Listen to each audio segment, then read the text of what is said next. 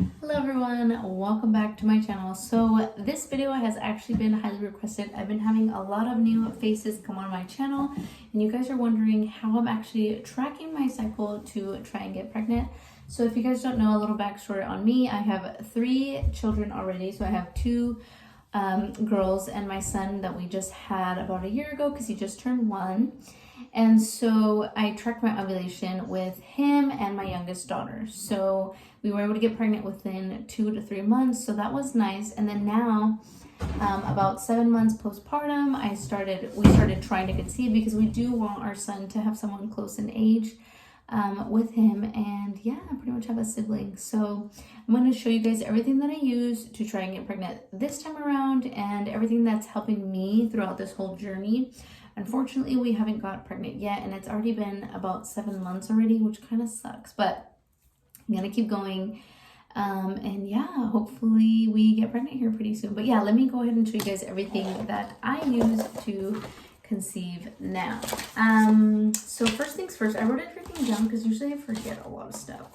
So the first thing I would say is you pretty much need to figure out your cycle. So the first date of your cycle is the first day of your period. Well, with that being said, I would say either download an app that tracks your period and that tracks your ovulation. I downloaded the Premom app because it's in sync with these ovulation tests, and of course you can scan the code and download the app, but this is what the app looks like. And so I downloaded it. I pretty much entered in all my information, when my period started, when it ended, days that I was spotting. Sometimes I will jot down like my cervical mucus, which is pretty nice. So that app is pretty useful. So download that or get a notebook, get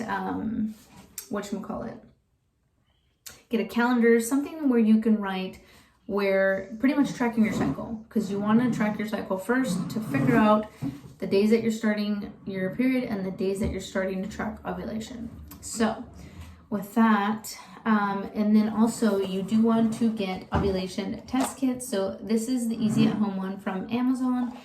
This one was actually pretty affordable. I purchased this one for like $15 and it comes with 40 ovulation test strips and about 10, I believe I have 10, it says it right here, 40 ovulation test strips and 10 pregnancy tests, which is pretty nice. And it was $15, so that one was cool. And then if you want to go a little bit more expensive and know like the days that you're fertile, I would say purchase the Clearblue ovulation tests, and it comes with everything here. And the good thing about this is that it gives you 3 different readings. So it gives you a low fertility, which is a blank circle. It says that a small chance of getting pregnant. And then high fertility is when the smiley face is flashing and you have an increase. It says have intercourse for increased chance of getting pregnant, which is pretty nice because this one will flash probably like 3-4 days before you actually get the solid smiley face. And the solid smiley face is peak fertility. It says have intercourse now for the best chance of getting pregnant, because once you hit your peak, once the test detect the LH hormone in your body, you're supposed to ovulate within a day to 3 days after you detect that surge. So that peak, so yeah, that's pretty much what these do. They're detecting that hormone to, try and get pregnant, because that hormone is pretty much telling your body, hey, it's time to release an egg. So yeah, so this is what I have. So I have my little notebook, I have my ovulation test kits, and then I also have, I think I have one right here. These little cups that I purchased at the dollar store. It's a little wet, but I purchased these at the dollar store. It comes in like a pack of 10, so that was pretty nice. So I pee in these and then toss them, which is nice. I've seen a lot of people actually on here that use like regular cups. I mean, no offense to them, any of them. You guys can use whatever you want, but I just find this easier, and yeah, just toss it when you're done. And then I also have like tape to go ahead and tape all my ovulation test strips in here, but let's go ahead and get into how I started tracking. So if you were like me in the very beginning, I did not know when I ovulated at all. And I'm like, okay, so where do I start from there? So the first thing that I did was I started writing everything down. Your cycle days are determined by the first day of your period and so forth. So my period usually lasts about 4 to 5 days. So I went ahead and wrote that down here. And then cycle day 5 is when I started tracking for ovulation. I started tracking here because I did not know when I was ovulating this time around, especially after being postpartum with my son. I did not know where my body was at, like what days I was ovulating, because with him, when we conceived him, I got my positive ovulation test on cycle day 22, I believe. And then I ovulated shortly after that. So this time around, totally different. I'm starting to get on cycle day 15 my positive peak ovulation test strip, and then shortly after that I ovulate within the next day or so. So yeah, that's why I recommend to start writing everything down and figuring out what days you're ovulating and so forth. So if you guys see here, mine weren't getting dark at all, but then if you see here on cycle day 15, you get a positive when the 2 test strips are the same darkness, if not the control line here is darker than your test line. So they have to be the same, as dark as one another. If not, one of them has to be darker. And I'll flip the camera around so I can show you guys the difference between all of these, because on some months it was, the test strip detected it like a lot, like you can really see the line there. So let me show you. Okay, so for this cycle I got a positive right here, and you can see how dark this one is compared to the rest of my tests. So I definitely got a positive ovulation test strip here. So I was going to ovulate within 1 to 3 days here, and that was on cycle day 15. I didn't write right there. Here we go. Here's another one. This one, cycle day 15, look at that. This one wasn't considered positive, but I tested shortly after that, and that one's completely darker. So you guys can see. Let me see if I can find another one.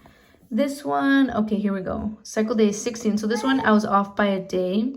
I got my positive on cycle day 16. I think that's it. Oh, here's another one. Cycle day 15, I got a positive ovulation test strip here. So yeah. So as you guys can see, my tests were pretty regular. I was getting a positive ovulation test on cycle day 15, or like one of them was randomly cycle day 16. So I'm in between those 2 days of getting a positive ovulation test.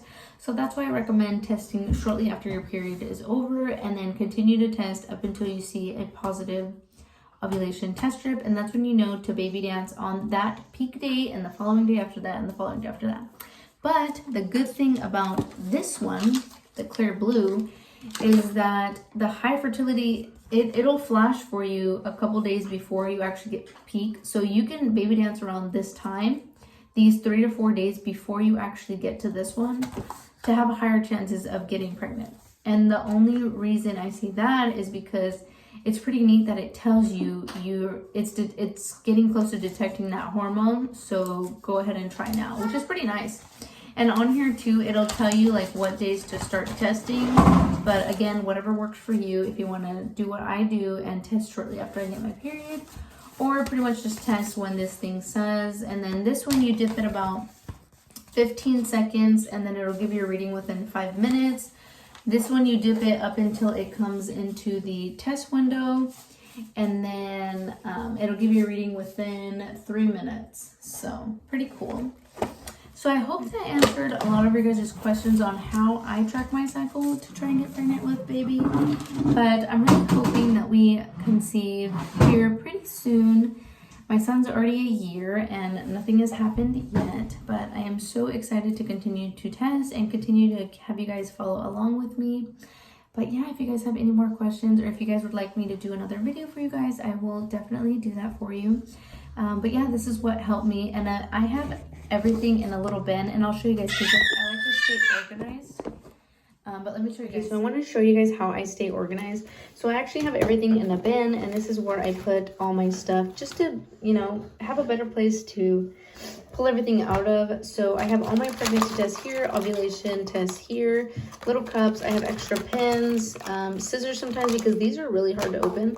I have the instructions for all of these as well, and then all my ovulation test strips, and then more pregnancy tests here, another cup, I'll put that in there, and then of course my notebook. So I pretty much just have everything here just to stay organized. All right, so I hope this video helped you guys sort of figure out where to start. I know when I first started, I did not know where to start, like what to do.